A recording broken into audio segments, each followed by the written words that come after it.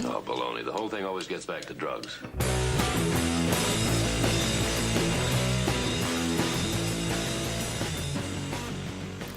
Hello, my name is Sandro Graca and I'm a licensed acupuncturist. This is the first of our video blog posts where we will be trying to address as many of your questions about acupuncture and Chinese medicine in general as we possibly can. So basically you will be running the show because we will post this video on our Facebook page, on our YouTube channel and also on our website. And all of those platforms have a comments section below the video.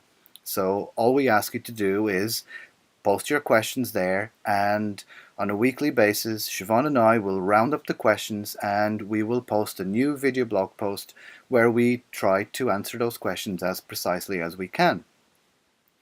To give you a little bit of a background, Siobhan Seville and I have been working together since 2007. We are the co-founders and co-directors of TCM Ireland. For those who are not familiar with the terminology, TCM stands for Traditional Chinese Medicine, and acupuncture is probably the most well-known medical modality of TCM. And we are the clinical directors and the acupuncturists at the acupuncture clinic. I will leave a link to our website in the description below where you can check all the information about us and our background and our clinic locations as well. So please feel free to, if you want to get in touch directly with us, I'll leave our details there as well. Because this is the first video blog post and we don't have any questions from you just yet, I decided that I would get the ball rolling, and I am going to talk about probably the most commonly asked question to acupuncturists everywhere. And that is, of course, does acupuncture hurt?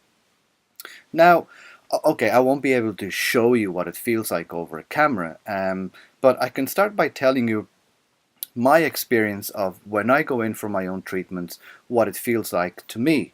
Bear in mind that if you ask 5 different people, you are probably going to get 5 different answers because everyone will feel things differently and explain them differently as well. But in my own case, I would describe it as the needle insertion feels a little bit like a pinch. So actually a bit like a few hairs being plucked at the same time. Sometimes you get a little bit of heaviness where the needle is, or you might get a bit of warmth or tingling sensation from the needle as well. But remember, it's the job of your practitioner to make sure that you are as comfortable as possible. So a lot of the times you will be lying down. The practitioner, just for accessibility to the points and because of the treatment, might have you sitting up. But again, you will be in a comfortable position where you can rest while the needles are in. I will leave a link in the description below to a video that the British Acupuncture Council published this year for the Acupuncture Awareness Week, where you see this Olympic athlete, Rebecca Adlington, is getting acupuncture on her shoulder for an injury. And you will see that the practitioner goes around and is inserting the needles and they're talking to each other. So you can see how relaxing the environment is actually when you are in the clinic. Now, bearing in mind, as practitioners, we understand that some people are genuinely afraid of needles, and needle phobia is something that we take very serious. So I would like to talk a little bit about that, and just to try and break that mental image that people will have associated to the word needle.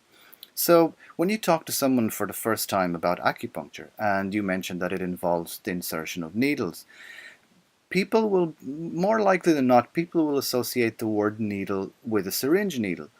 And that's pretty acceptable because if you think about it, from a very, very early age, we are exposed to syringe needles. When you're a baby and you get your vaccinations, and then growing up, you get your injections and you get blood tests done. So people will associate the word needles with the mental picture of syringe needles.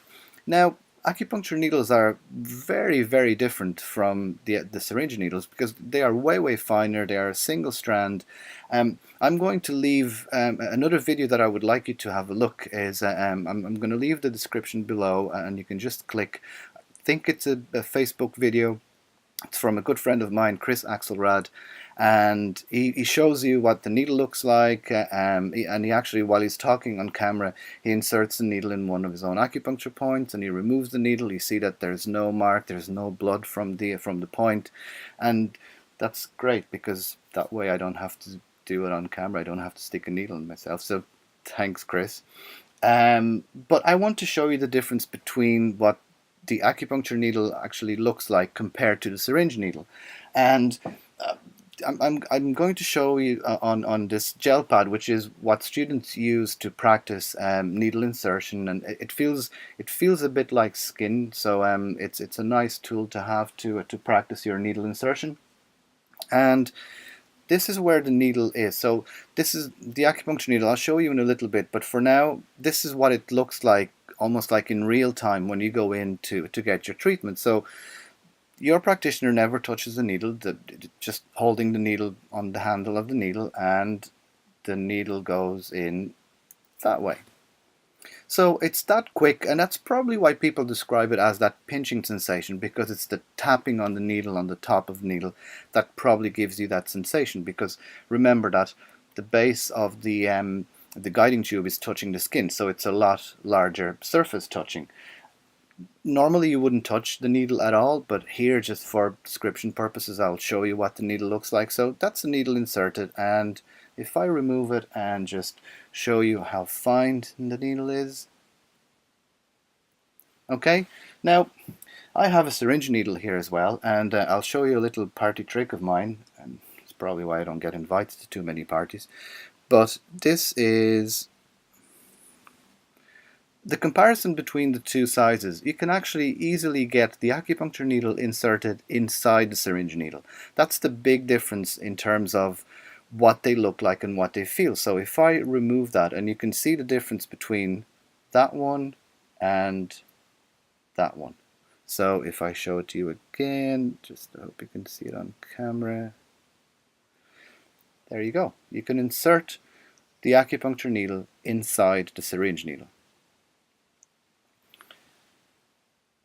So needles aside, the other thing that I want to do today is a book recommendation. And because this is the first time, I'm going to cheat a little bit and actually talk about two books. But that's because they are both new and they are absolutely fantastic. You need to get your hands on these. The first book that I'm going to talk about is more for patients, although if you're in any way involved in anything to do with couples trying to conceive, or if you know someone in your family or in your group of friends, this is just full of great advice. It is fantastic. We've been waiting for this for so long, and I am so proud to recommend to you The Fertile Fizz by this super amazing Johnny White. What else can we say about Johnny? Siobhan and I are so lucky to be able to call this woman one of our best friends. She has helped us so much throughout the years. When we started specializing in acupuncture for fertility, we're still learning from her.